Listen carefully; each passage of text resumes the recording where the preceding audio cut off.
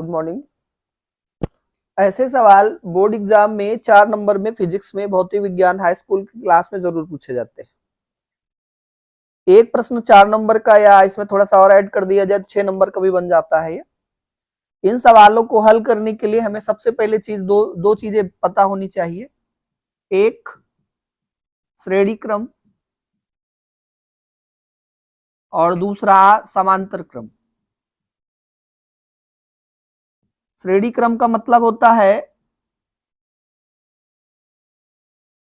R equal to R1 plus R2, जितने भी resistance हो सबको एक सीरीज में ऐड कर दिया जाए। और अगर पैरेलल दिया गया है तो जितने भी रेजिस्टेंस है उनको व्युत्क्रम करके ऐड कर दिया जाता है। ये श्रेणी क्रम है और ये समांतर क्रम है।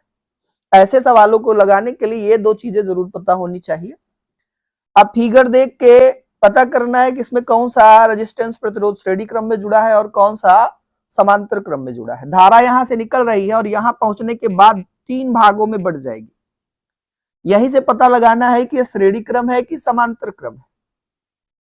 देखो ध्यान से, ये जब करंट यहां से निकलेगा इसमें और इसमें जब प्रवेश करेगा, यहां से करंट, ये पहला सिरा है, दूसरा सिरा, ये पहला सिरा, ये दूसरा सिरा, ये पहला सिरा और ये दूसरा सिरा। इसका मतलब होता है समान सिरे जुड़ रहे हैं, पहले से पहला और दूसरे से दूसरा। इसका मतलब समान मतलब समांतर क्रम। ये हमेशा याद रखो, समान मतलब समांतर क्रम। तो ये तीनों समांतर क्रम में जुड़े हुए हैं। 1, 2 और 3 प्रतिरोध दिए गए हैं। R1 equal to 3 ohm, R2 equal to 3 ohm और R3 इक्वल टू 3 ओम दिया गया है। R1, R2 व R3 तीनों समांतर क्रम में जुड़े हुए हैं और समांतर क्रम में जुड़े हुए हैं तो इसका मतलब तुल्य प्रतिरोध निकाल लिया जाए।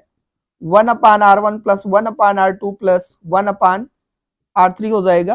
तो 1/R equal to 1/3 plus 1/3 plus 1/3 हो जाएगा, क्योंकि तीनों प्रतिरोध 3 ओम है, तीनों के हर बराबर है। जब हर बराबर है तो अंश जुड़ जाएंगे। 1, 2, 3, 3/3 हो गया, 3 से 3 कट गया और 1/1 आया, अर्थात R इक्वल टू 1 ओम आ गया। हमें जो फाइंड करना है वो I फाइंड करना है और V दिया गया है 12 वोल्ट। ये जो सेल लगा है, बैटरी लगी है, ये V बराबर 12 वोल्ट है। ओम के नियम से I इक्वल टू होता है V/R। यहाँ वैल्यू रख दिया गया, 12 हो गया और R जो निकला 1 ओम निकला। इसका मतलब इस परिपथ में 12 एम्पियर की धारा प्रवाहित हो रही है। इस तरह के सवाल 4 नंबर में बहुत पूछे जाते हैं।